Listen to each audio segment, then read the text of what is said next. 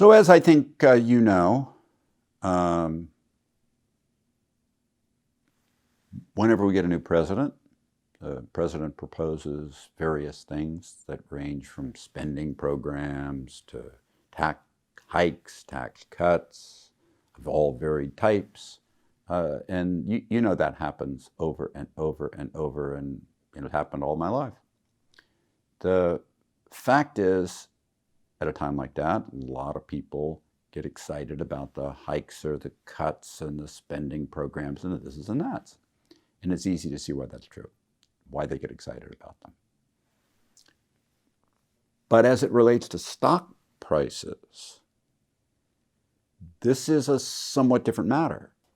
And as it relates to stock prices, there's an easy thing that we can say that I would have you apply to many other things in life as well.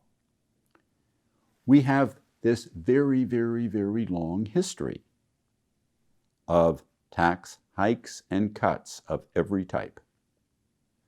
In parallel, in America, longer than and better than in any other country, we have a very, very long history of accurate stock prices so that we can measure the one against the other to see what the effect is.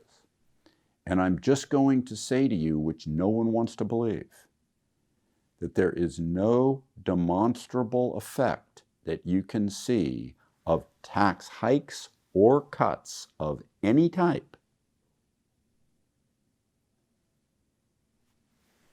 Let me just say that again, because people have a very hard time with that.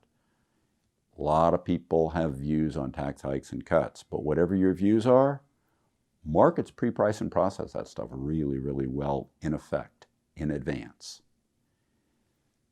The fact is we've had capital gains hikes and cuts, we've had personal income hikes and cuts, we've had corporate tax hikes and cuts. We can measure when they were first talked about, we can measure when they were enacted, we can measure what happened to stocks on a 1 month, 6 months, 3 months, 17 months if you want, 12.5 months if you want. I don't really care. And you can't find a there. Why? Because markets pre-price all this stuff really, really well. So when you see people say, boy, oh boy, stocks ought to do this because there's going to be a tax cut or a tax hike, well, you can find lots of examples, in fact, in history where you had a tax cut and stocks went up. But for every time of that, you can find a comparable number where there was a tax hike and stocks went up the same amount. And of the same type, personal income, corporate income tax, capital gains tax, whatever it is. That notion, which is just a bias that we have that tax cuts good, tax cuts bad, hurts you when you think about where stock prices are moving, because we have this very long history. And I encourage you, whenever there's a very long history of anything that you can measure with some precision, like the cuts and the hikes and stocks, look to see what's happened before, because in these things, history is a pretty good guide. The fact is, after tax cuts or hikes, stocks have to do something. But our confirmation bias tends to make us only see and recognize the ones that end up doing what we believed they should and would. Whereas in fact, when you actually look at all of them, of all types, statistically, there's no there.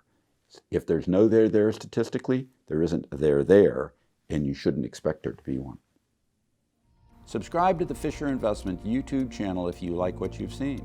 Click the bell to be notified as soon as we publish new videos.